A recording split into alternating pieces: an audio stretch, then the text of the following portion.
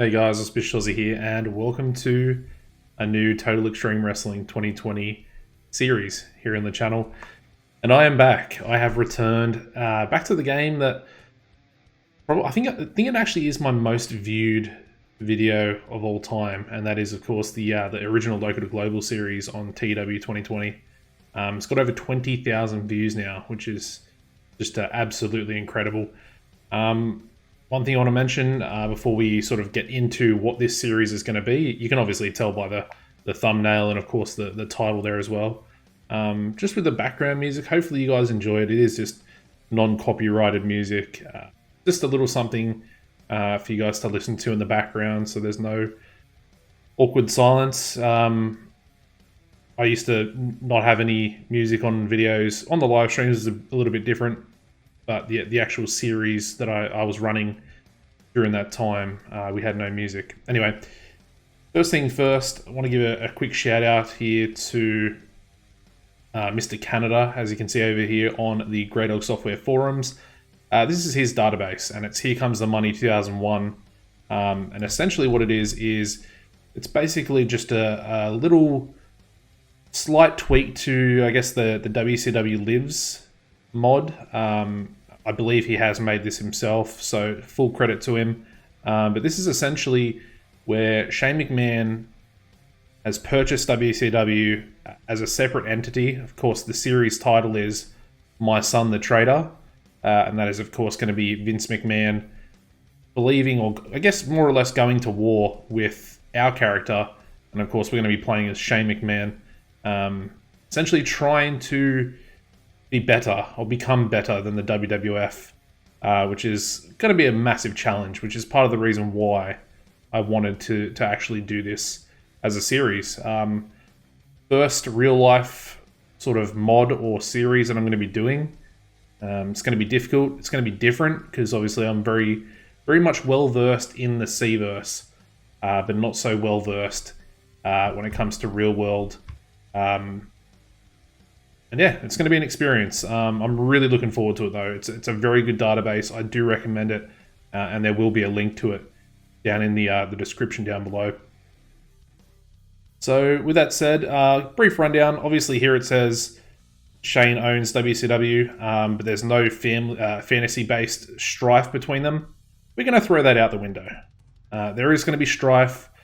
Vince is pissed off that Shane's gone behind his back, purchased WCW from out of his grasp, where he wanted to obviously run an invasion angle and then eventually bury WCW, similar to sort of how he did in real life. So there's that. And that's pretty much the gist of it. Obviously, if you want to check out the actual database itself, down in the description down below, there'll also be a link down there in which you guys can actually go over and purchase Total Extreme Wrestling 2020. If you don't have that already to do so. Using that link does help me out, and I do appreciate it massively. Anyway, let's get into it. So, essentially, we're in 2001, May. Essentially, I believe at the same time when, WWF purchased, Shane McMahon on screen purchased WCW. Vince essentially did, sending his son over. And we're at that point. So this is the roster. We'll go through it pretty briefly. The best way of doing it is probably going by perception as well. We'll go through titles. So the only major star in the company is actually our character, Shane McMahon, that we're playing as. As you can see, he still is an occasional wrestler, so we can essentially put him in the ring if we need to, if that makes sense. Do I exactly want to do that? Potentially no. Potentially no. He obviously would be the sort of authority figure, which I think makes sense, as he's now the owner of WCW. And he does have that really good popularity in every region of the US, which will be very, very beneficial going forward as well. As far as our stars go, we've got two of them. We've got Booker T, who currently holds both of our major singles titles, being the United States and of course the big gold belt, the WCW World Heavyweight Championship. As you can see, 70 popularity. Booker's really good. probably would like to make him a figurehead, although we'll get into that a little bit later. We've got all the guys that don't have contracts currently with WCW, so they're all on the Time Warner contracts, and they all decided to sort of sit at home, which in a way is probably going to help us a lot because we don't have to have those guys in our locker room to potentially destroy the locker room, because a lot of them are really sort of bad influences and have those sort of terrible personalities that can really ruin your backstage rating. Been through it before. The 1997 mod with the NWO, very difficult to play. So hopefully we can sort of keep that in check, and maybe as they start to become available, I think the shortest is maybe like 4 months for certain people, and then others it goes up. I think Goldberg is like a year and 3 months or something like that. So, you know, we've got a little bit of time to wait before we can go after guys like that. And then, of course, we've got DDP, Diamond Dallas Page. He's 45 years old, so he's very, very old. Very good, though, even still at this age. And he's just a perfect babyface, essentially. Really good backstage as well. 75 popularity. So he's essentially at the same level as Shane. And then Booker's a little bit lower in terms of his popularity, in terms of his overness. Well known, we've got Buff Bagwell. He's going to be a pretty decent heel for us.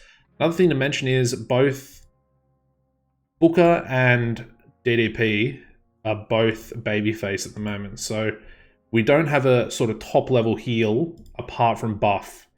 And even Buff himself is only well known. Buff's good, 31 years old, so he's still relatively young. But then again, he is one of those sort of negative backstage guys. Obviously, painkiller abuser, so there's potential issues coming out of that. He's going to upset people. He's unapproachable, and he's a troublemaker as well. So he's one that we're going to have to try and keep in check.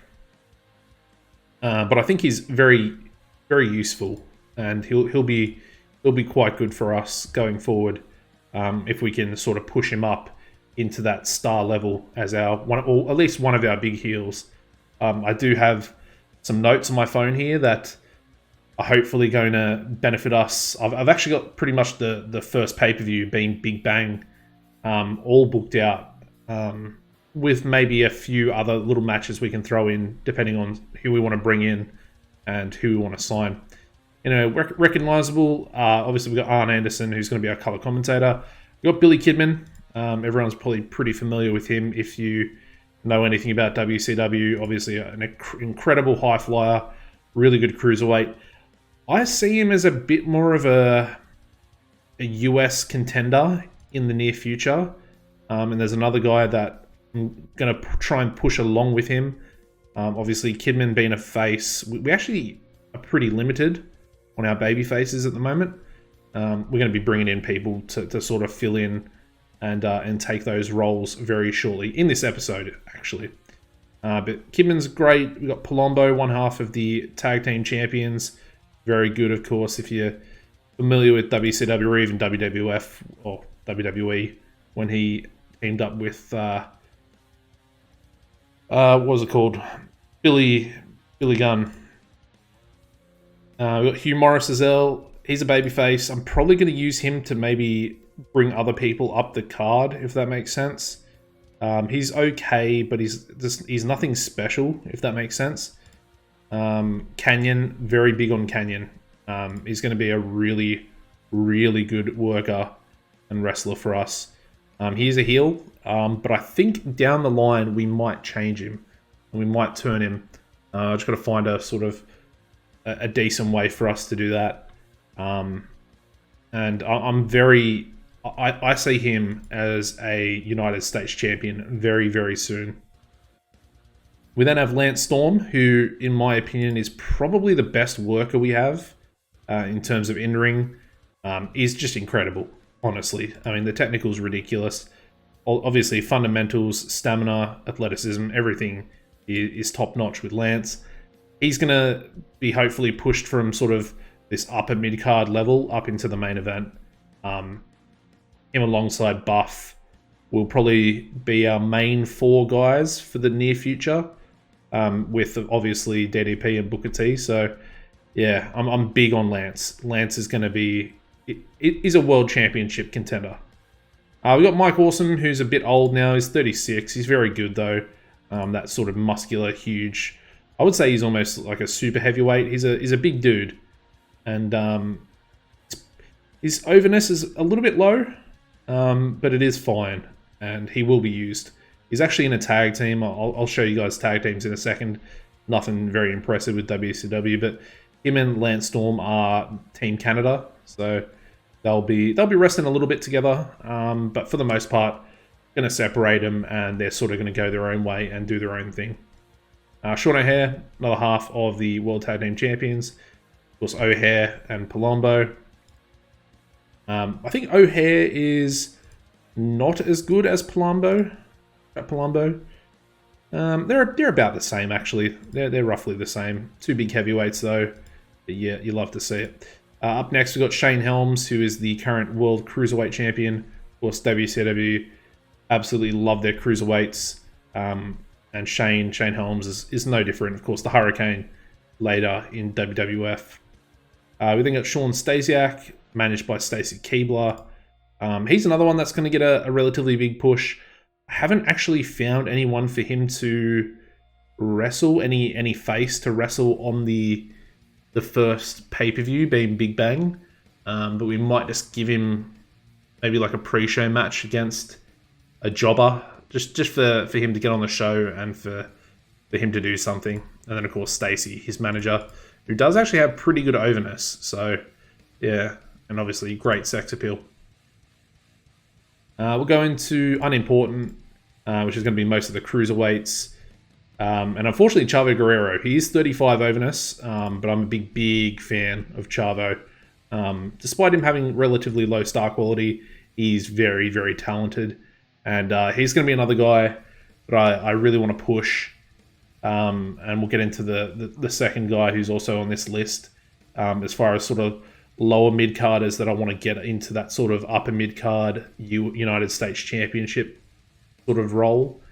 We then got Dave Taylor, who's very old, former tag team partner with William Regal. We're not going to use him too much. David Flair, similar sort of thing. Ric Flair's son, not very good. He's only 22. Probably be used a little bit in the cruiserweight division, although he's a brawler. He's not really a high flyer, so bit of a downside. It is what it is. We can always move him down into the performance center. We've got Elix Skipper here.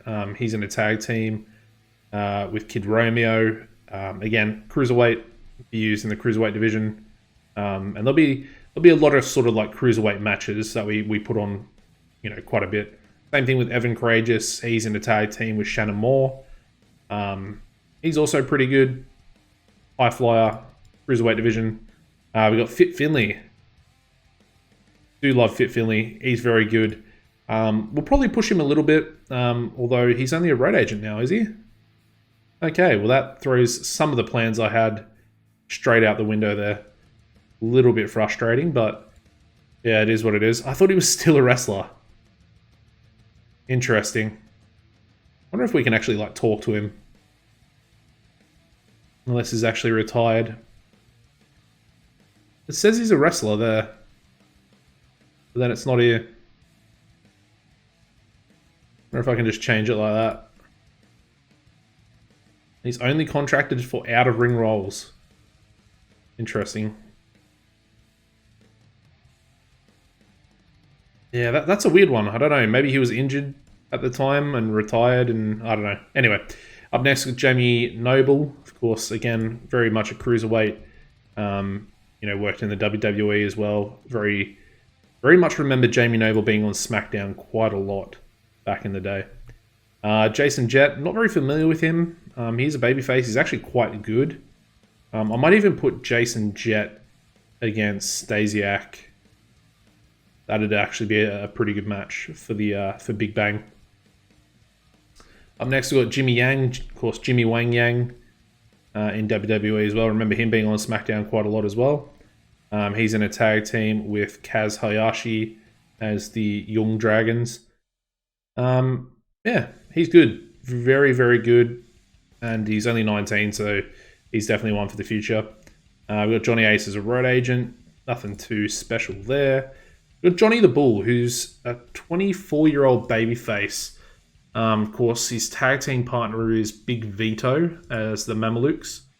And the fact that we have very limited tag teams means I'm probably going to be trying to bring in Big Vito, potentially even the FBI as well, the fully blooded Italians.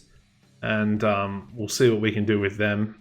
I just want to flesh out the tag team division a little bit more instead of just having people sort of thrown together. I want to have established teams. Of course, Kaz Hayashi mentioned the Young Dragons. He's very good as well, as you can see, very good technically. And again, he's a cruiserweight as well. All these guys, they're sort of cruiserweights. They've got tag team partners as well. We can use them both for the cruiserweight division, and we can also use them in the tag division as well. Kid Romeo being another one. Of course, he is tag team partners with Skipper. Never seen this guy before. Have absolutely no idea who he is. But yeah, Kwee Alan Funk. No idea who he is. We might try and use him to elevate people. He's only got 6 months on a contract left. So we'll probably just let him go in 6 months. Up next, we've got Lash LaRue. Don't really know what to do with this guy. I don't really know him at all. So it's another one. It's like, do I push him or do we bring someone in that's better than him? That we obviously, and you guys know more as sort of a modern day wrestler, whether it be, you know, a Samoa Joe or a John Cena who is actually available at the moment. It'll probably be our first signing. Up next, we've got Mark Jindrak, another guy, along with Chavo. I said there were two sort of lower mid-carders I want to try and push up, get them up into that upper mid-card sort of United States title role. And Mark Jindrak is that other one. Pretty good all round, just a decent 23-year-old, you know, light heavyweight. And I'm a big fan of Jindrak. Mike Sanders, probably going to be a bit part player in that lower mid-card. He's not very good. 31 already. Get him in. Elevate people. Pretty much be a jobber, more or less. Neil Patrick's a referee. We got Charmel, who is not with Booker T as a manager. So we might try and find someone for her to go with. Up next, we've got Reno, who's a big heavyweight. I don't mind him. He's pretty average. More of just like an enforcer. He's actually a middleweight. He looks bigger than a middleweight. Anyway, we'll use him probably pretty sparingly, especially once we start to bring in some other signings, which we'll get into down the line in this episode. Scott Hudson's our announcer. We've got Shannon Moore, of course, good friends with Matt and Jeff Hardy. He's very good. Again, another cruiserweight. He's with Evan Courageous in a tag team as well.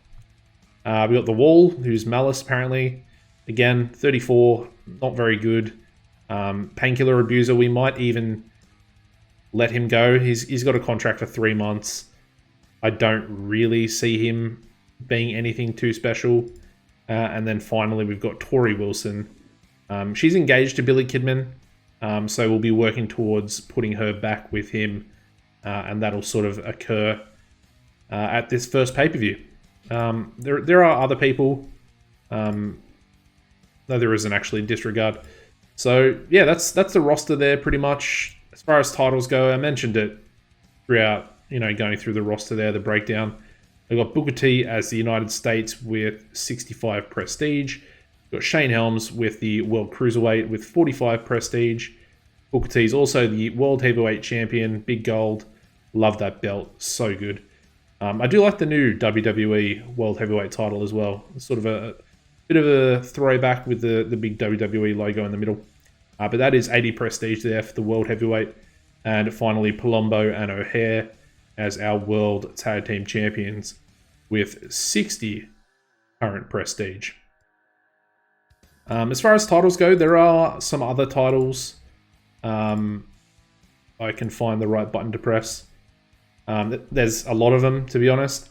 The only one or two that I'm probably even interested in bringing back would either be the 6-man belts, and the World Television title as well. They're the only two that I'm sort of even considering. But in saying that, that's going to be much later down the line. It's not even a thought for right now, especially with our roster being pretty small, if that makes sense. We've only got 31, and we need 26 active at this point. We got no stables, and our tag teams are as follows. We've got 3 count. We got Young Dragons. We've got Palumbo and O'Hare, Romeo and Skipper, and then Team Canada in there as well. Do we have any other pairings? I mean, we got Palumbo and Jindrak, but you know, I'm keeping Palumbo and O'Hare together. Maybe we go Stasiak and Jindrak. Stasiak, Jindrak. They kind of have a similar sounding name. We could maybe do something with them if I can't find anything for them both to do in the meantime. One thing I will do quickly, we've got level 6 out of 10 for our merchandise. I'm going to start a rapid upgrade on that. Really recommend doing that. Upgrade your merchandise. It does make a decent amount of money. Even if you do the rapid and it costs a little bit more, the faster you get to those higher levels, the more money you make. It's a given. Anyway, our size, and another thing to mention, obviously WCW was sort of Georgia based. I think with this mod, it sort of moved us to the mid-Atlantic. I just smacked the microphone there. Moved us to the mid-Atlantic. It makes more sense that, you know, Shane McMahon would probably move their headquarters as he's sort of taking over and putting his, I guess, his spin on things, his ownership on things. So they've moved it to the Mid-Atlantic, which is one of our 2 regions that we actually have at 75 popularity. Pretty much everywhere else is at 65, albeit Puerto Rico and Hawaii are both at 50. So we're medium-sized, and in order to get up to big size, which isn't going to happen for a long time, we're going to work towards it, but it's not a sort of short-term goal. We would need to get 77 popularity across Eastern America, which is Great Lakes, Mid-Atlantic, New England, the Southeast, and Tri-State. So we got 2 of those at 75 already. I'm expecting both of those to maybe drop back down to around the maybe 60 to 65 with these other regions once we do get a TV deal, which is something we'll look at pretty soon. Anyway, one thing I want to show you quickly is the creative meeting. As you can see, franchise player, Shane McMahon. Next big thing, only Shane Helms, which is a little bit concerning, but once we start adding some signings in, I feel like that'll grow. Hot prospects, apparently Jason Jett. I've never even heard of the guy, so I have absolutely no idea. Johnny the Bull, I can see him doing well, especially in the tag division. If we do bring in Big Vito and the Mamelukes can reform. Hayashi, very good. He's 27 though. Of course, we've got Shane Helms, and then at the bottom there, Mark Jindrak as well. So 23-year-old, going to be a dark horse for the future, which I think is pretty good. As far as talking the talk, our top 2 stars that we've got, Booker T, DDP, both grab the microphone. Shane McMahon, Buff Bagwell, Canyon. So these 2 down here, going to be decent level heels for us as well, going forward into the future. Showstoppers, Booker T, DDP, Canyon, Lance Storm as you'd expect, and then Shane Helms. Ring Generals, number 1 has to be Lance Storm. We've got DDP, which is surprising that he's sort of a ring general, but there you go. Chavo Guerrero in at number 3, Booker T, and then Canyon round out the 5. Who's hot? Pretty much all of our champions and Shane McMahon. No one on Who's Not. And then we come to the hidden gems. Now, number 1, the prototype. That is John Cena. And he is going to be our first signing. We're going to go a 10-year contract, $10,000 per month for 10 years. Disregard, it's going to be $15,000 for 10 years because that is the minimum amount you can give. As far as his skills go, he's not excellent. So he's got a lot of work ahead of him at 24 years old. But he does have that 95 star quality, which John Cena, you can argue that he doesn't have it. He's got it. He's a movie star. What, 16 times? 16-time world champion, I think. Technical's alright, which we can probably work with. Some not so great attributes in there as well. He's got the old Hulk Hogan. That doesn't work for me, brother. He's not going to be wanting to put people over. Of course, steroid user, that's fine. I'm not too fussed about that. He does have all the hallmarks for a really good figurehead down the line, albeit he's, selfish. He's a marketing dream, so he's exactly what you want. Merchandise sales are going to be through the roof, as they are in real life, when he was wrestling as well. Doesn't have any popularity, a little bit in the Southwest, but yeah, we're going to be bringing him in. Apparently it says he's only a light heavyweight. Maybe back then he was a bit lighter. But yeah, let's get into everybody's favorite thing. I want to hear your suggestions as well, so leave a comment down below. Suggest some guys that either I miss out or I haven't thought of, or you guys think would either be a good fit for me or are just decent workers that are going to obviously help us going forward. So yeah, let's get into that. I have made a short list. Yes, so let's have a look at my short list here. We're not going to be signing all these guys. I just wanted to make a bit of a short list prior to starting the recording today, and have people in there that are going to be beneficial and people that are going to eventually become available once their Time Warner contracts expire. We got Hulk Hogan in there, for example. Doesn't mean I want to bring Hulk in as soon as he's 8 months and 2 weeks finish up on his contract with Time Warner. But we might. It's there. It's something to think about. Anyway, we've got Priest Coleman, we've got Carly Colon, of course, Carlito, Charlie Haas, Chaz, who is one half of the Thrashers, I believe. We can't get him anyway. He's on a developmental. Chris Candido, we've got Chris Harris, Chris Hero, Chris Sabin, Christian Cage. Again, a guy I might like to bring in the future. As far as some of these guys go, there are ones that stand out. 3 months on there for Dustin Rhodes. Definitely want to bring Dustin in.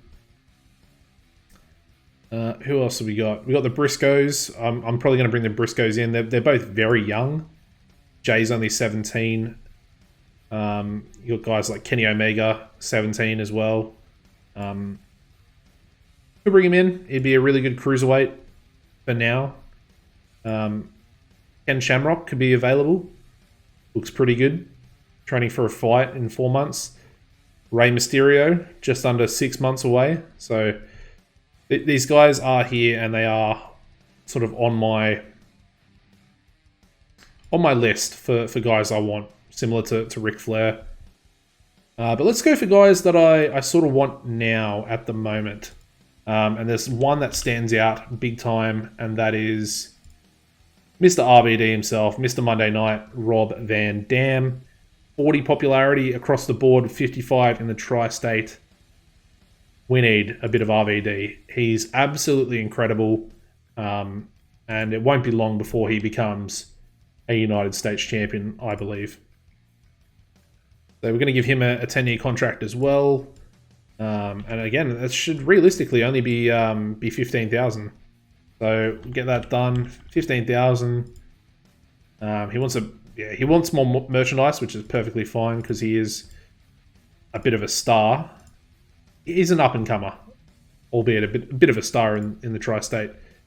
And then we have to sort of work out which young guys we want to bring in along with John Cena in order to, I guess, make sure that we have sort of a new generation coming through for us to choose from. One other thing I want to do is grab Super Crazy and Psychosis and put them on those 10-year contracts as well. I got big plans for Psychosis and Super Crazy as far as their or I guess them both being a tag team together. They have a little bit of popularity in the US, which is good. And of course, they have worked for ECW prior.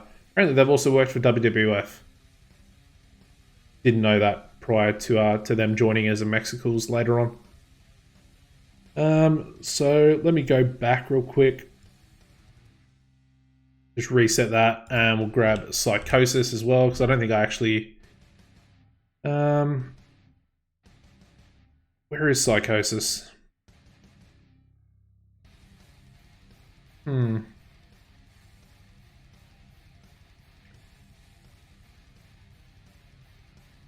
Is it PSI?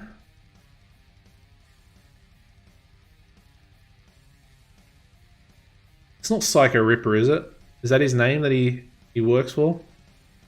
Yeah, it is. I guess I'm just blind. He's on a written contract. And he's also not available in the US. Doesn't really make a lot of sense, does it? I mean, we can talk to him and ask him to come and work in America, which is fine. But we're not going to be able to offer him an exclusive written contract, I don't believe. Let me see. We might be able to.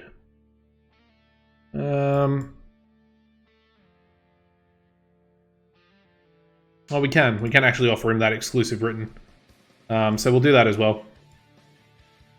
He unfortunately has no popularity in the US, which is not perfect. But that's Psychosis in as well, and he is quite good. So, very decent luchador. He's 34 though, he's pretty old. I didn't realize there was such a big sort of age difference between Psychosis and Super Crazy. Alrighty, back to the shortlist real quick. And let's go to higher, because that'll sort of filter out a few people. We've got guys like Christopher Daniels, obviously CM Punk as well, who's very good. Again, prickly personality, probably not the best one to get in there, but we will bring him in. Apparently, him and Colt are actually in a tag team, so might be a decent way to bring him in. Bring both of them in initially, and have them be the Gold Bond Mafia. They are right there together. Do we do it? I think we do. Let's do that. I mean, it is CM Punk. Everybody is either a fan of CM Punk or they hate CM Punk. I think at the moment I'm in the middle. I'm a bit of both. I feel like he's not really doing... He's doing well, but he's also causing a lot of issues. Which it just seems like it's a bit unnecessary. Curt Hennig is a soft and hard drug user and a heavy painkiller abuser. But Curt Hennig is very good, Mr. Perfect himself. I'm going to bring him in. However, it is only going to be on a pay-per-appearance deal. So that way we can get rid of him if we need to. It's not going to be too expensive for us when we do use him. So that's just going to be ongoing. Try and drop this down as much as I can. Get rid of Ironclad. That's not something. And there we go. Curt Hennig as well. And I feel like that's a much better deal for us. Can just let him go if he's causing issues. And we move on. I was looking through people, and this guy actually looked alright. He doesn't look too bad. He's only 23. I've never heard of him before. Dean Jablonski. I think he's also got a tag team partner, because he's one half of the tag team champions with Chet Jablonski.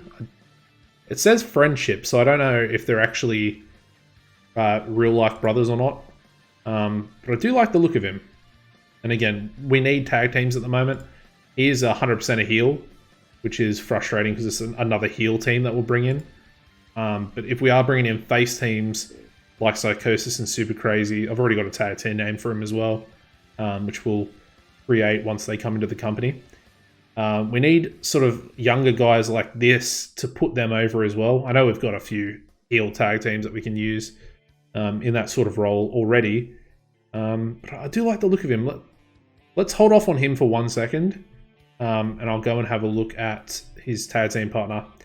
Another tag team I was thinking about bringing in was Eddie Colon and, of course, Carly Colon, Carlito. I think are they cousins? Or are they brothers? They are actually tag team in WWC as well, which I believe is his father's, Alito's father's company, something like that. Very over in Puerto Rico as an 18-year-old junior heavyweight champion. Yeah, it's another one. I'll think about it. We got Frankie Kazarian there as well. Very good. Would be quite a decent worker. I mean, we can bring him in, Christopher Daniels in, make Christopher the Fallen Angel, Kazarian the Hunter, something like that. Have them either verse each other, team up, run roughshod through the Cruiserweight division. A lot of possibilities. Let me know what you guys think. If you want Frankie and Christopher Daniels in. We've got a 15-year-old Harry Smith.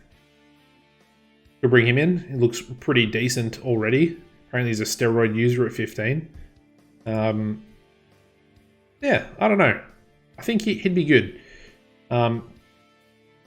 He's currently working for Stampede, so maybe we just sort of let him develop there. I don't know. Anyway, we've got Jack Evans at Stampede as well. We've got James Storm here. He's already worked for WCW, I believe. It says it there, as you can see. Can we actually look at employment history? Does it have... Yeah, it does. So back in 2000. I was thinking maybe America's Most Wanted.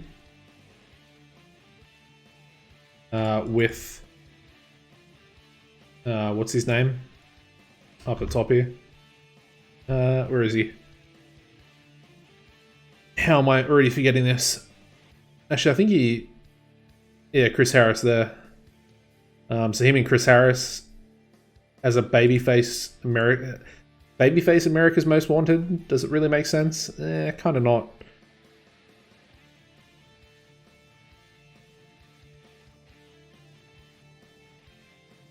We've got Jeff Jarrett, 4 months and 2 weeks. I'm pretty certain I'll bring him in. I wasn't a big fan of him back in the day, but he'll be very useful as a heel for us as well. And ultimately, I feel like him versus Booker T would be a pretty good match anyway. So yeah. You got someone like Ken Anderson, of course, very good on the mic, pretty good in the ring as well. Pretty just sort of bog standard, lacking a bit of psychology, but yeah, it could be another sort of decent one to bring in as well. Tone light heavyweight. We've got like Lex Luger, 1 year in, he's got ages. We've got Little Guido. Him and Tony Mamaluke, FBI. I probably want to bring Little Guido in anyway, I feel like. Irregardless, I was a big fan of him back in the day. Especially around that same time on SmackDown as the Mexicals and Jamie Noble, Kid Cash, all those guys. Little Guido, or it was always a good worker. I feel like they got Natty Neidhart. Got PCO in there as well. Could be another option. Looking very good. I think he's worked for both WWF and WCW. Just call him PCO. Paul London as well. Could be an interesting one. Very, very good high flyer. Psychology is a little low. But he's only 21, so... Yeah, could be decent. Could be decent. I definitely want to get Rey Mysterio Jr. And we'll put a mask back on him as well. You got Rick Knox as a referee, rookie year. Rick Steiner's got roughly 8 months. We've got Ricky Reyes, who's Rocky Romero's tag team partner. As you can see, Los Gibitanos. They're both relatively good. So I'm sort of tempted to maybe bring them in as well. It says he's better as a heel, but again, we need face tag teams, which is why I'm looking at these guys. Road Warrior Animal, Road Warrior Hawk. Bringing the Road Warriors in. Maybe as a face tag team. Just really getting Rob. Here's Rocky. Rocky's a bit better than Ricky, although he is a freelancer, so it's gonna be a little tough. Could always get Roddy Piper in as a manager. As you can see, absolutely incredible entertainment stats there. We've got Sabu. Just threw him in as a possible opponent maybe one day for Rob Van Dam. Samoa Joe. Yeah, Samoa Joe's an interesting one. I think we might go for Samoa Joe.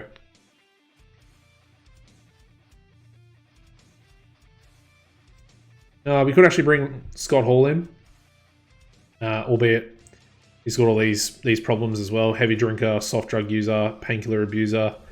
But we can actually bring him in right now. And we can bring him in as he's only on a written contract currently with New Japan. Scott Steiner's out.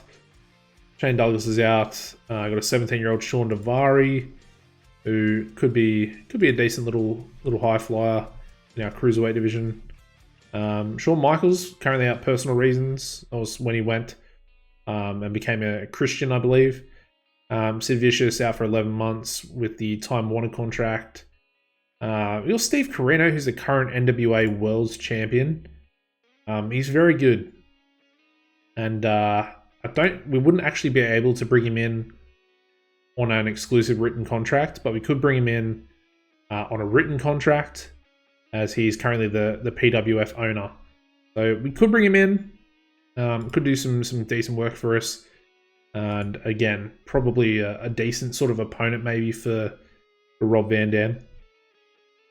You got Steve Williams, All Japan. We got Stevie Ray, who's an occasional wrestler as well. Still, was maybe thinking about bringing him in for a storyline with Booker, albeit his popularity is a little bit lower. Sting's out for 1 year and 6 months. Again, just looking at managers, super crazy. Teddy Hart, who's very, very good, but as you can see, troublemaker, highly strong, has a temper. Just going to be issues.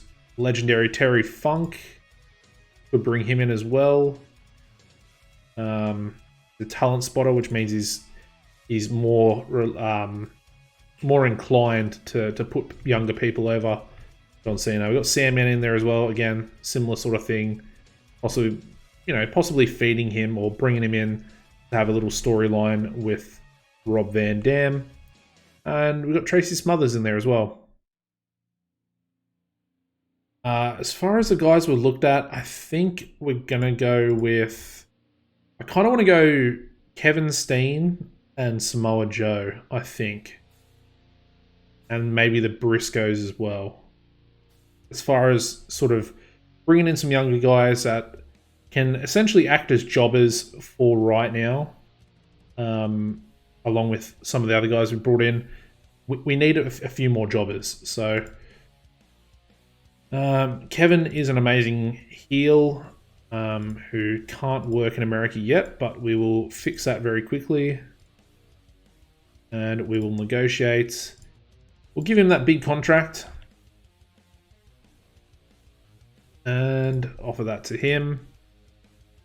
I don't actually know if Sami Zayn's in the database as of yet. But the other one was...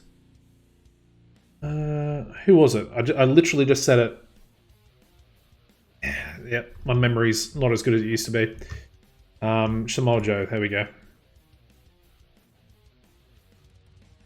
Alright, so exclusive written for him as well. And then, of course, we've got CM Punk. We got Colt Cabana that can both come in as well. Maybe the Colons. And like I said, there's quite a few guys. Like Caprice Coleman's another really good sort of cruiserweight that we could bring in. Not really good, but sort of good enough. Chris Sabin. Like I said, let me know if you want Daniels and Kazarian in as well. I know people are big fans of those guys, but I want to see this guy. So Dean Jablonski, and it's Chet. So Chet Jablonski. Not a great picture of him, but he's a muscular middleweight. Actually looks relatively good. And again, he's better as a heel. So I think I might bring these guys in. Yeah. I don't know, do we go exclusive written? I think let's just go handshake. $30 per show, ongoing, not covered. Only wants higher merchandise. There we go. So there's Chet, and then the other one was Dean. Kind of like the look of Dean. Dean, he's a bigger guy as well, slightly better. So I might actually give him an actual exclusive written contract, I think. I just like the look of him for some reason. And if it doesn't work out with him and his tag team partner, you can maybe put him with like a Stasiak that I feel like has a similar sort of look. Or even a Jindrak, and have them be like another sort of heavyweight tag team for us. That can be pretty successful. Anyway, let's get into something else. We need to advance because I want to actually book the Big Bang today. It's going to be a long episode, guys. Probably an hour and maybe 15 minutes, hour and 20 minutes. I do have the show booked on my phone here already. Yeah, let's look at broadcasting. So for our events, we've got DirecTV, which is enormous all over there. So we're going to be making a lot of money with that, in the US anyway. We've got View, which is 3 regions in Canada, which is weird. We got Viewer's Choice, which is 4 regions, the other 4 regions in Canada. We got Centennial Communications, which is big in Puerto Rico, which is not included in that enormous deal. Good to see that it's only a 50 minimum limit, minimum quality limit for that, which it is for all of them actually. Weird that we don't get any revenue out of that deal. That's a weird one. I don't like that. But we're pretty much getting like between 20 and 25% for all these. We got Sky Network in New Zealand, and then obviously Foxtel here in Australia.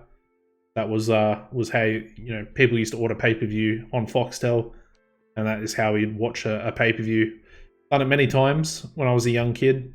I used to stay home on a Monday because obviously pay-per-view being on a Sunday, it was a sort of a Monday morning, sort of around 10 a.m.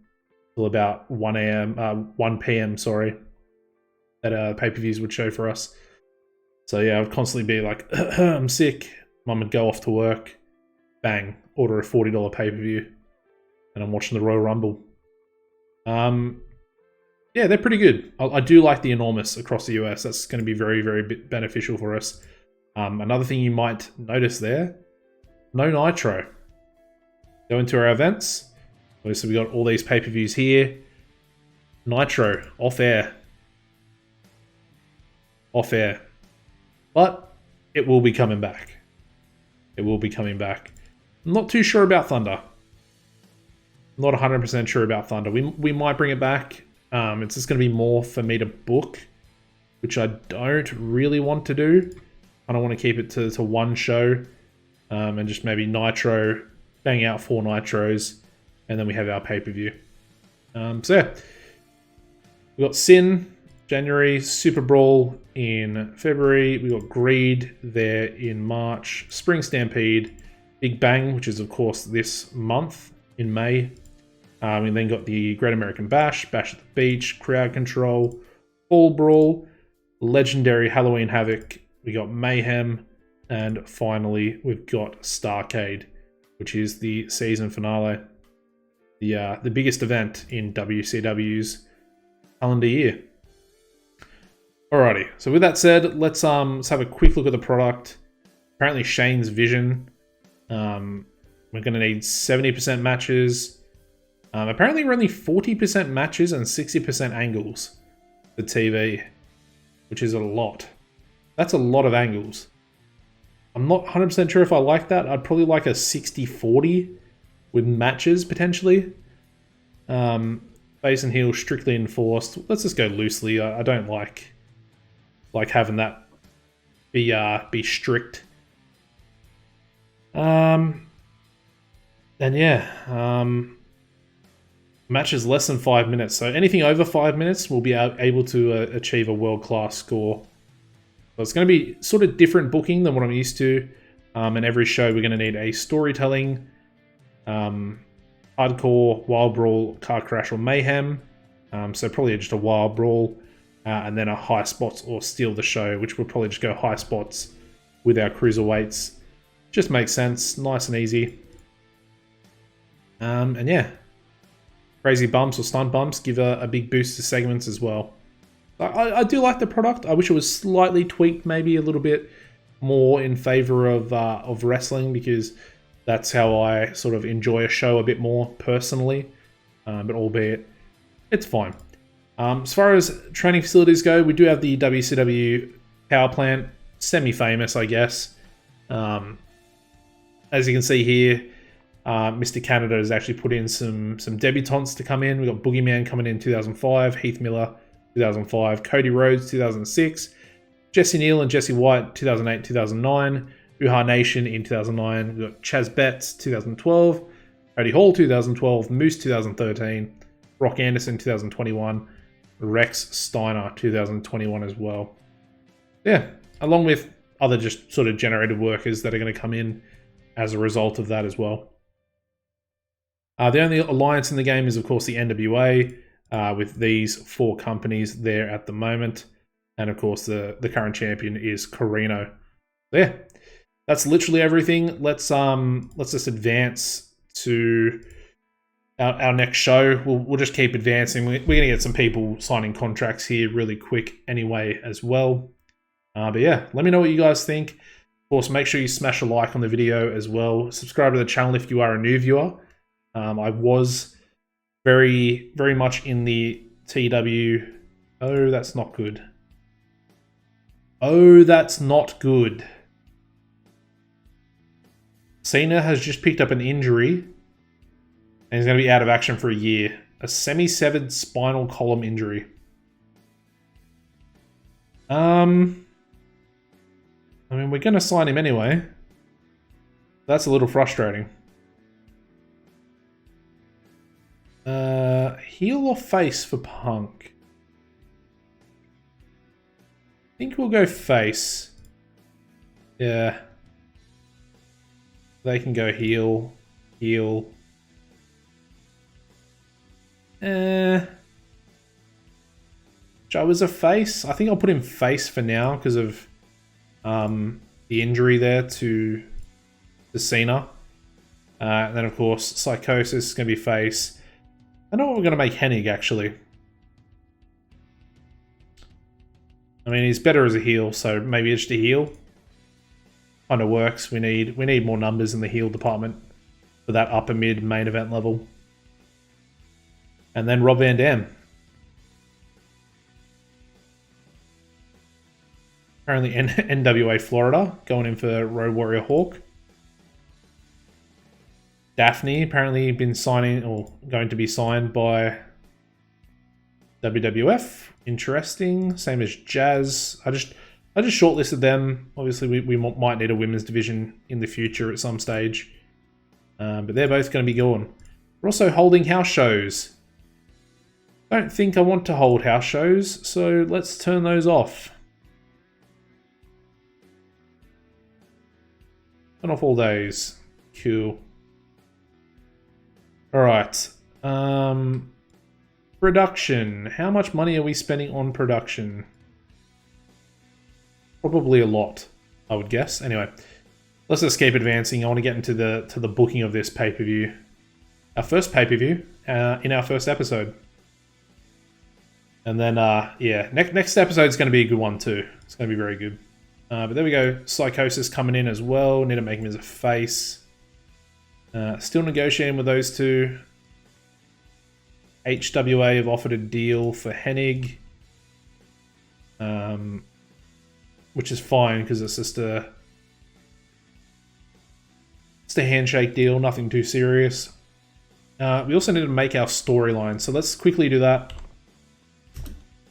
Go World Heavyweight, if I can type properly.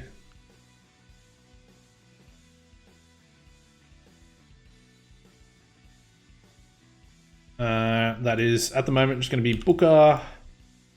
Going to be Diamond Dallas Page, and it's going to be Buff Bagwell, and finally Lance Storm. So we'll start that storyline. Number 2, going to be United States.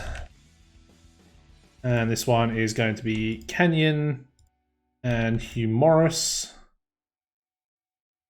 And 3 is going to be World Cruiserweight.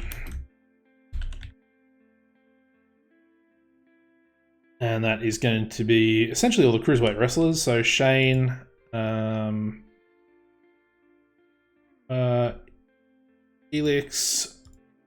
Shannon Moore, and I forget who the last one was that I put in there. Let me have a look at my notes. The last one is going to be Jamie Noble. So we'll chuck Jamie in there as well. This is just for the first pay-per-view anyway. We'll sort of continue with it as well, but yeah, just for the meantime. World Tag. I'm not too sure what we're going to do with this. I've already got the match booked. Sean O'Hare. I'll just chuck those two in there for now, because they're going to be advancing the storyline anyway. 5 is going to be... what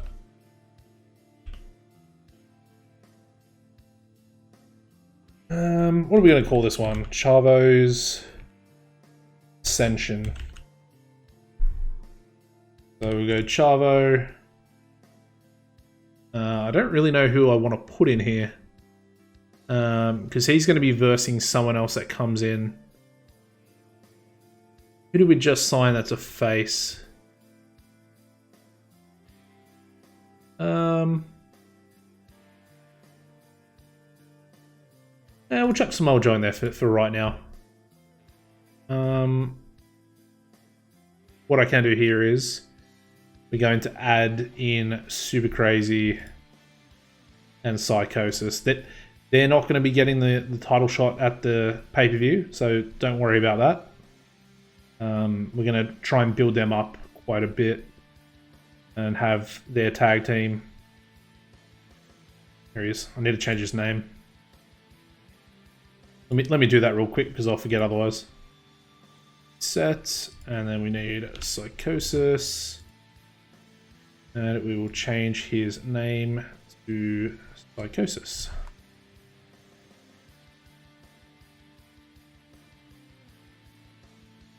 Oh, did not mean to do that. Oh. I guess I can just load. Yes. Oh, sweet. So it's like an actual alter ego with a mask as well.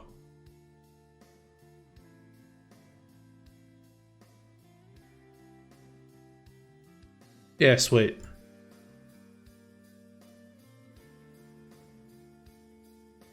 No, I was about to spell that wrong too. But there we go. So teams, let's add those teams in.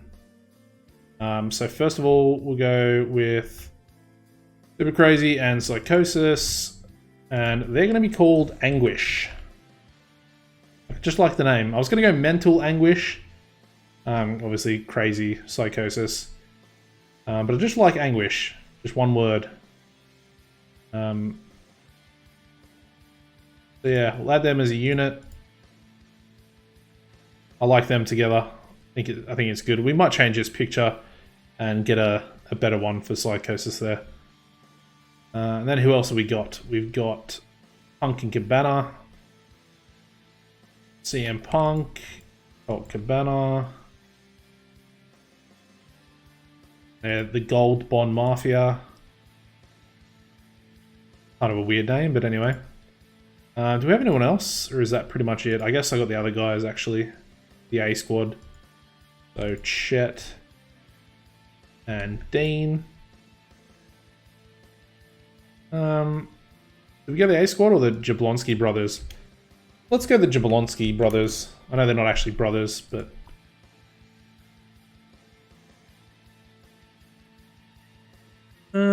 yeah, Jablonski boys.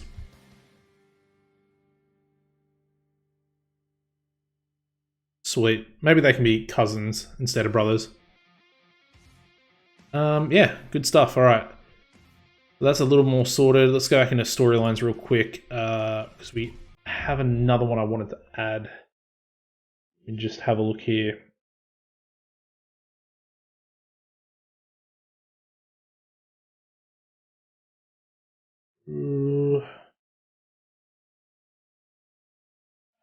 Yeah.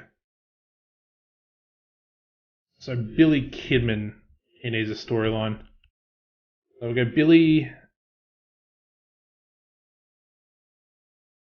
Who can Billy verse? I mean, I know who he's versing in the pay-per-view, but I don't know if I want to run with that. Maybe Awesome?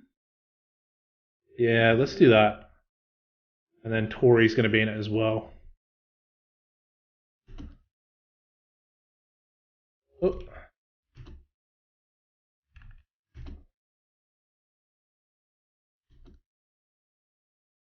There we go. Awesome wants Tori Wilson.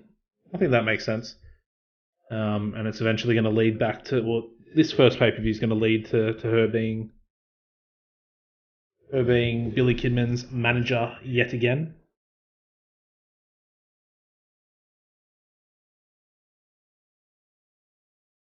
Apparently the Dudley Boys are being disbanded. Alright, so Rob Van Dam coming in as a face. Love that. Apparently IWA are going in for Rowdy Roddy Piper. We're just going to continue to advance. Smelly. That is a worker. Interesting. Interesting stuff. Anyway, we're an hour into the episode, so I do appreciate you guys if you're managing to get an hour into the episode here. But we will have this show. And I do want to book the show. So let's get it done.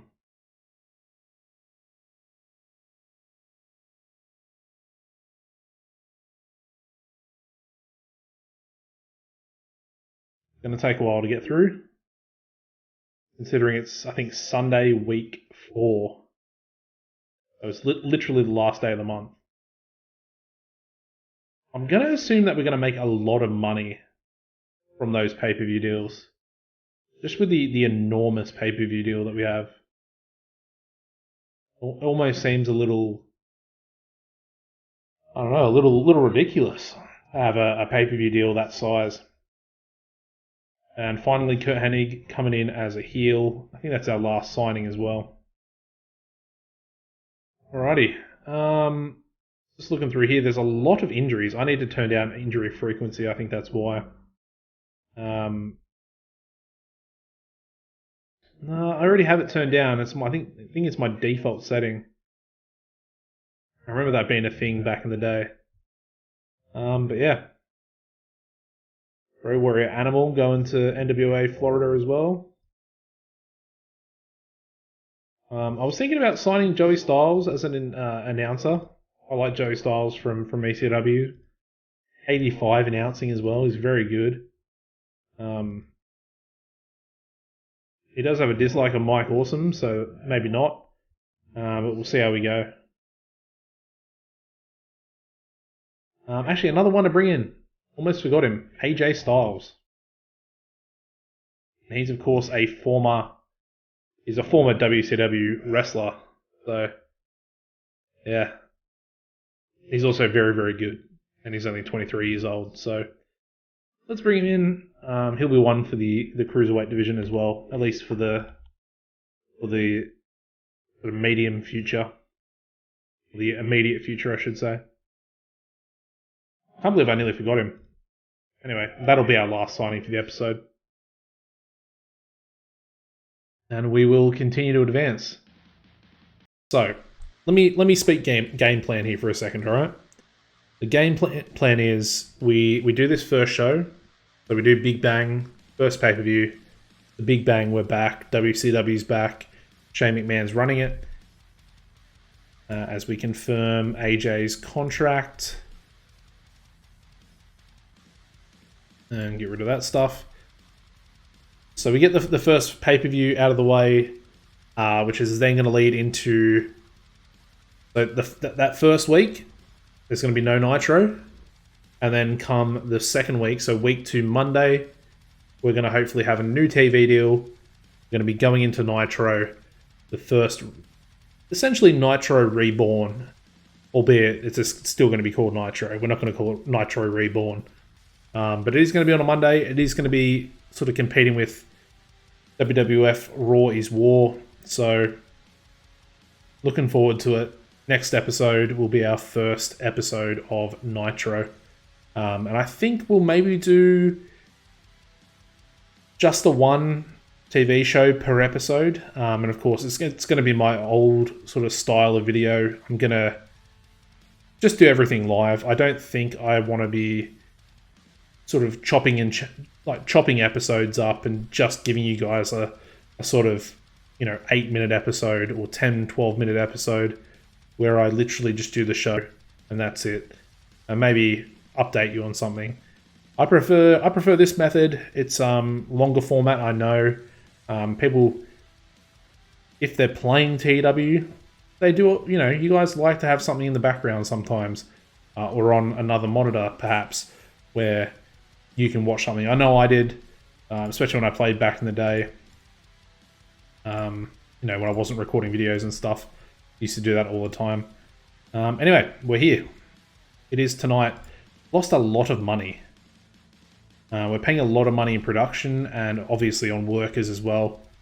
But that's fine. Let's get into it. Let's start booking, eh? Alright, so I need to use you. I need to use you. I need to go through and do this all manually. Use all of these pay-per-view providers and carriers. Who have we got absent? That's frustrating. We don't have Super Crazy, so that puts a little bit of a spanner in the works for me with one of the matches, because I did have Anguish, and they were supposed to be in a match, in a tag team match. Albeit, we can actually find a pretty easy way around it and just do a singles match with Psychosis anyway. So that's perfect. Let's start booking. Let's also... Do we have any issues with anyone? So Stacy's split up with David. That's fine. Buff and Kiwi. We're going to get rid of Kiwi anyway. Hopefully that does... I might just fire him, to be honest. I might just fire him. I might do it. Yeah, I mean, we'll try a rib. Didn't really work.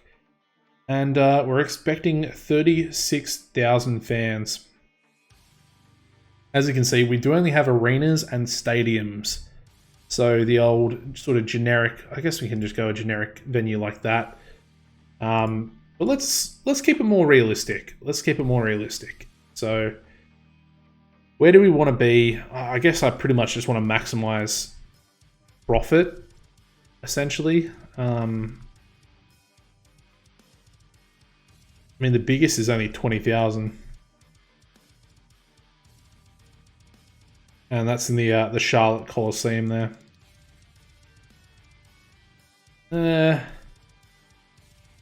What if we move to the southeast? What have we got here?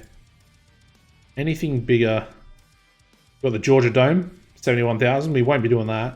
That's fine, but you got Louisiana Superdome as well, 78,000.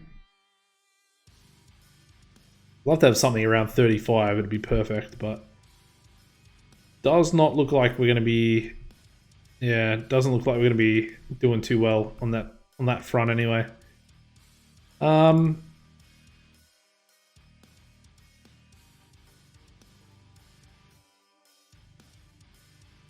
All right, let's go back. Let's go back to Mid-Atlantic, and we will go with the Charlotte Coliseum.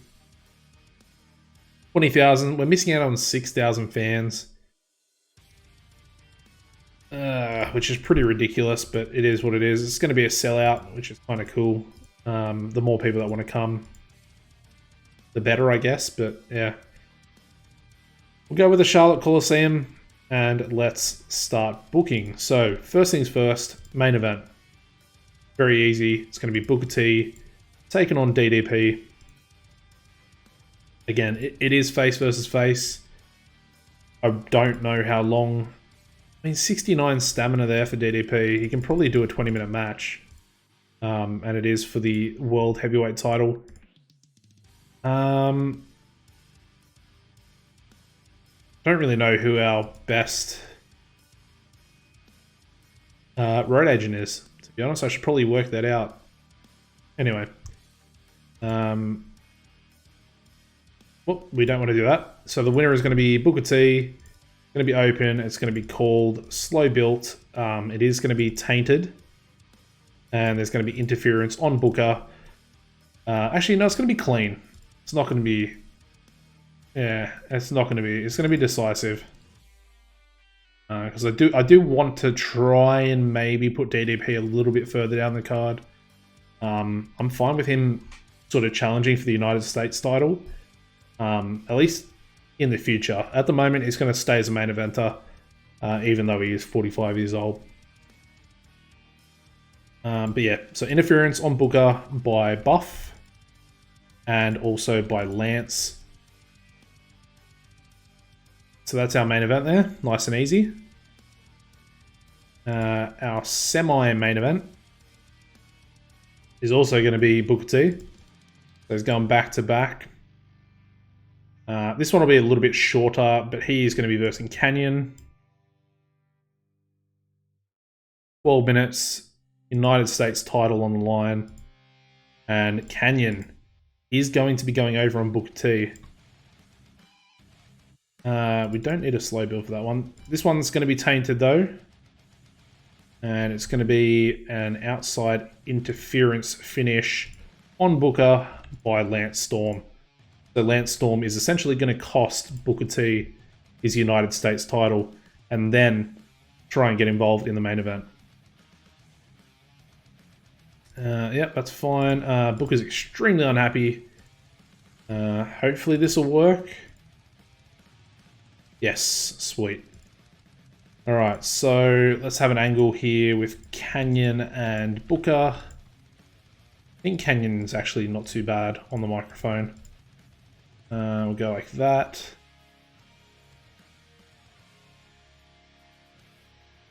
That's fine. So that'll go before their match. We'll then have a Booker and Diamond Dallas Page. Back and forth, I feel like, is pretty good. And we'll have Lance be spoken about off camera.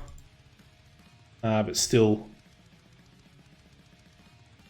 Booker doesn't want to work with a script. Okay.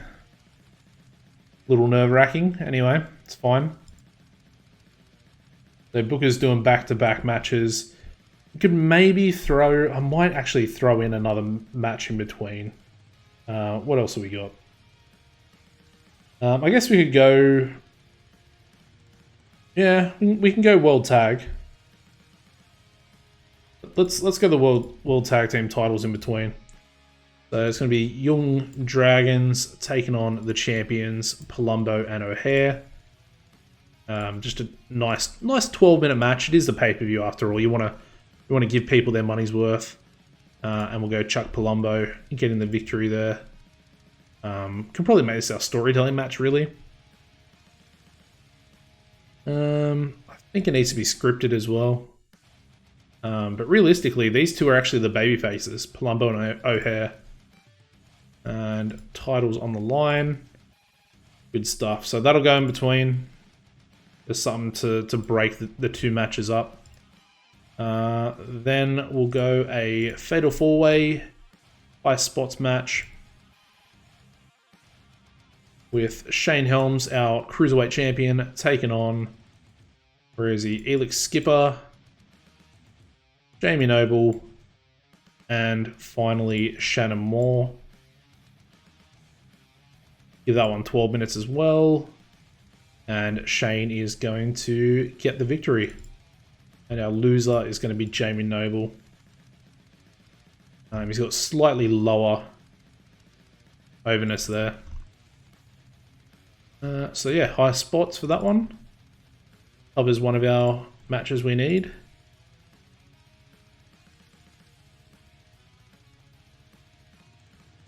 Chuck that down the bottom there. I've actually got it backwards. Love that for me. Now I'm going to have to rearrange everything.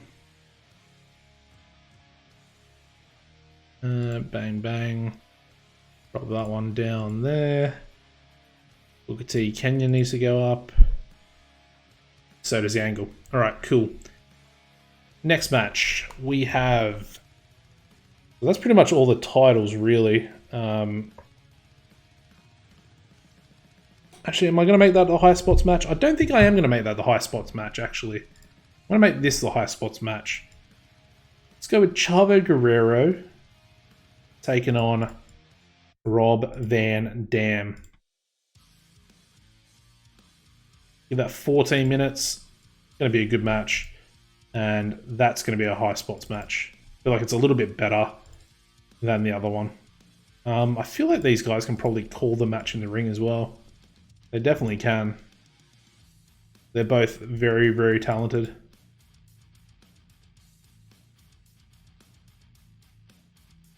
Called in ring decisive. Good stuff. I think we'll even do like let's do a Chavo open challenge and then Rob accepts.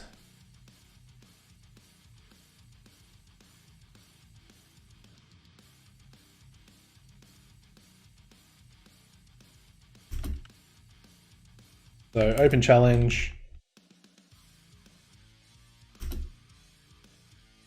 And Rob Van Dam accepts and debuts. Cool. Yeah, I like that. I think we'll make that our storytelling match. And then we just need a wild brawl as well. So next match is going to be Billy Kidman. He's going to be getting a match here. Billy is going to be taking on Reno. I think we'll just give this one 10 minutes. Billy's going to win. This one can be our wild brawl, I feel like.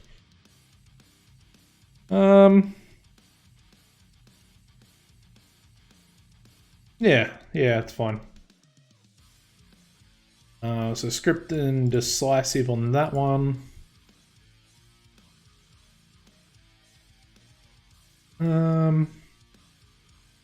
We might even do this. Let's do a distraction onto Reno by Tori. And this will sort of solidify that, you know, Kidman's now managed again by Tori Wilson. Next match is going to be a tag team match. And we're going to have Buff Bagwell teaming up with, where is he? Mark Jindrak to take on Johnny the Bull. And where is he? Little Guido. Give that one 12 minutes. Buff the Stuff is going to pick up the victory there. Nice and easy. And then I think our last match is going to be a singles match to open the show. And we're going to have Lance Storm taking on Psychosis. And we'll give that 12 minutes.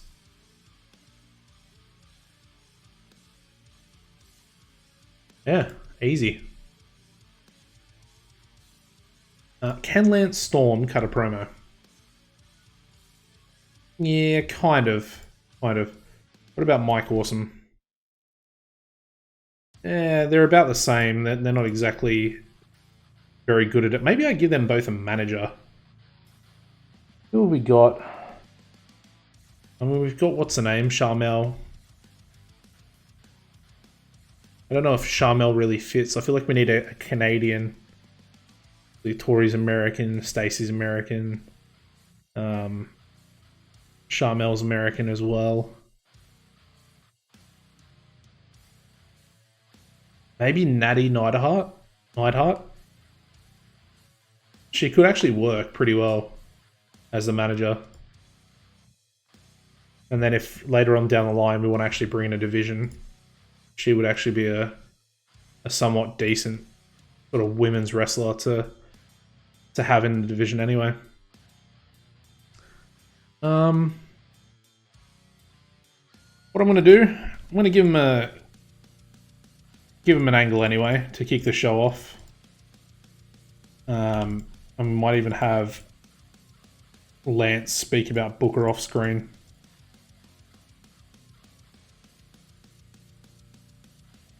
I do need another angle in there somewhere.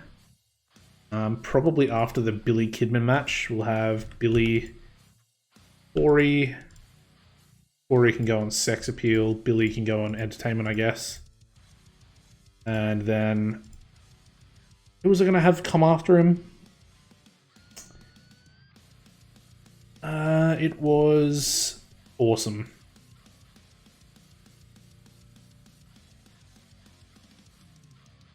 So Awesome's just going to be standing there listening. I kind of like that. Maybe Menace. Alright, we're slightly over in time. Take a minute off that. So we'll put that a bit further down the card. Just there. Perfect. Alright, so with that said, I think we're pretty much ready. Let us add one more match, actually, pre-show. And let's have... We'll go a tag match, actually. Let's go with Stasiak and Enig. I like it. And they can take on the team of... Yeah, Gold Bond Mafia. Why not? Give it 12 minutes on the pre-show. And we'll give Stasiak the victory. And that will do us. Alright. Let's run the show. So we kick things off with a 56 on the pre-show, where we have Stasiak and Hennig defeating the Gold Bond Mafia in 12-13, when Stasiak pinned CM Punk with a Fisherman's Suplex. Punk and Cabana have great chemistry. Very good rating there for Punk. Very good for Cabana. That's pretty good. Very good there for Kurt Hennig as well. And we did indeed sell out the Charlotte Coliseum. Alright, so we kick the pay-per-view off Big Bang with a 46 rated promo from Team Canada, with Lance Storm throwing in a few jabs there about the current climate of champions in WCW, with Booker T holding both the United States and the World Heavyweight Championship. Which then goes into Lance Storm's match, which gets a 62. Pretty decent match. We've got Lance Storm defeating Psychosis on debut in re-debut in 10:45 by submission with a single leg Boston Crab. Psychosis debuting an adequate gimmick. Yeah, it's alright. Nothing too special. But again, we don't have Super Crazy, so I couldn't exactly do the match that I wanted to do, which was going to be Anguish versus Team Canada. So we might even do that for next episode on that first Nitro. We then go straight into a tag team match, getting a 50 rating. We've got Bagwell and Jindrak defeating Johnny the Bull and Little Guido in 12:24 when Buff Bagwell hit Little Guido with a blockbuster. And apparently Scott and Arn Anderson work extremely well at the announcers table together. Guido's got a great rating for his gimmick.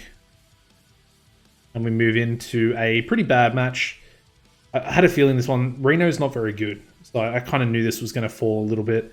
We get a 34 rated match where we have Billy Kidman defeating Reno in just under 10 minutes by pinfall with a shooting star press. During the match, we also had Tori Wilson distract Reno with obviously her sex appeal, which leads us into a 37 rated angle where we have Kidman and Tori celebrating, and then we have Mike Awesome come out and be a little bit creepy, shall we say. And of course, this is going to set up our storyline between these three, or between these two wrestlers there. We then go into a 47 rated angle where we have Chavo Guerrero issuing an open challenge to any wrestler in the world. And we have Rob Van Dam, a former ECW, I guess, figurehead, ace, I would call him. He comes out and, of course, accepts the challenge and debuts. Getting a 47. It's not a bad angle.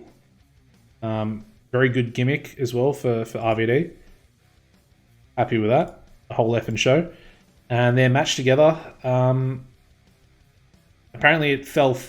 it was poorly placed, but it's still got a 66, which is really good, in my opinion, for where we're at. We do have Rob Van Dam on debut, defeating Chavo Guerrero Jr. in 14:26 by pinfall with a frog splash.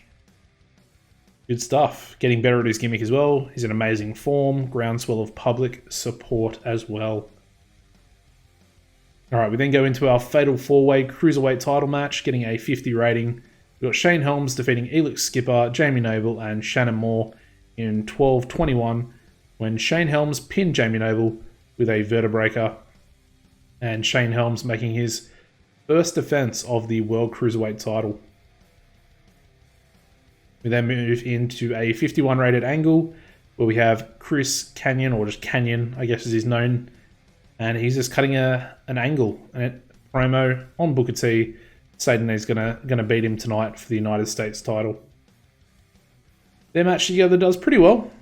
Probably a little bit better than I thought it would. Maybe it's down to how good Booker T actually is. But we get a 65 rated sort of semi-main event where we have Canyon defeating the champion Booker T and becoming the new champ in 11:42 by pinfall with a flatliner following interference from Lance Storm. And we have Canyon winning the WCW United States title. We then go into our sort of in-between match for the World Tag Team titles, and we get a 49 for this one. So it's okay. Brings us down a little bit and splits Booker's matches, so he has a bit of a break before the main event. But we do have the current champions Palumbo and O'Hare defeating Young Dragons in 12:03 when Chuck Palumbo pinned Kaz Hayashi with a super kick. Palumbo and O'Hare make defense number 1 of their WCW World Tag Team titles. It's actually a relatively good match considering where these guys are all at. We then go into an 81 rated angle where we have Booker T and DDP going back and forth, and of course Booker T referring to Lance Storm's previous intervention in the United States title match. Basically says if he does it again, he's going to beat the crap out of him. And Booker T, struggling without a script, despite him wanting not to have a script. And the main event actually doesn't do as well as I thought it would. We only get a 64 rated main event there. In a bout that had fantastic heat and great wrestling, we had Booker T defeating Diamond Dallas Page in 20 minutes by pinfall with a bookend. During the match, we also saw Buff Bagwell run in and attack Booker T. And again, Lance Storm also attacking Booker T as well. And that is Booker's first defense of the WCW World Heavyweight title. And apparently it deserved better announcing. So maybe we will go after Joey Styles. At least maybe for pay-per-views. So we can try and get those better ratings and just do a little bit better. Anyway, let's finish the show. Should be okay. It's a 59. It's a 59. It's actually not that good. I feel like we need to be doing better than that. Maybe even running separate angles for guys like Booker and then DDP and then, you know, Buff Bag, or having all of our main best sort of entertainment workers having angles by themselves. So it increased our popularity in 15 regions, but it did lose us popularity in 9. And those 9 regions are going to be the US, essentially. And we're also getting penalized there for not having enough interesting storylines going on as well. Because I think we need 2 storylines with 50 or above heat. So, a little bit disappointing. I'm going to praise Lance, I'm going to praise Rob, and I'm going to praise Booker just for their performances. Obviously, Booker working 2 matches on 1 card is quite a bit. So, fair play to him. And yeah, first show done. Christopher Nowinski. Huh. Alright, there we go. Apparently we made 1.3 million last month, so that's actually really good. Sabu has left one of his companies that he was working for. He's got 3 different titles. Fair play to him. Apparently Big Bang has been made dormant. Okay, so these are some things that have been sort of set up in the database. Obviously, Big Bang was the sort of coming out show, the rebirth, where WCW lives and makes an impact, pun intended. Slamboree is now back, which is alright. Cool pay-per-view as well. We did get 1.9 million buys for that pay-per-view, which is probably where most of that money's come from. Let's look at the storyline. So we got 62 on that one. We didn't actually advance that. So if I advanced that storyline, we might have actually been able to get up a little bit. Because everything else is sort of below. We do actually have RVD. We might have got above it with RVD in here as well. That's my fault. That did really badly. Yeah. Anyway, honestly, I think that was a really good first episode. It's an hour and a half long. I do apologize for it being that long, but hopefully you guys have enjoyed. I know you guys, so many of you guys were just sending comments and stuff over the last year or two that it's been. I am back. I'm going to make content. I'm not going to give you guys any promises on when episodes are going to come out. They might be an episode every day. It might be an episode 5 days from each other. At this point, I can't make any promises, and I don't want to sort of go back to how I used to do things, and I was pumping them out, and I was staying up late, and or going sleep, essentially. Albeit, I still do that stuff now. Not a good habit, and I'm definitely going to try not to do it. Anyway, thank you very much for watching, guys. Again, if you can smash the like button, show your support for the series, subscribe as well, and make sure you check out the database. It's pretty cool, it's pretty fun, and like I said, it's going to be a good challenge. Take it easy, guys, and goodbye.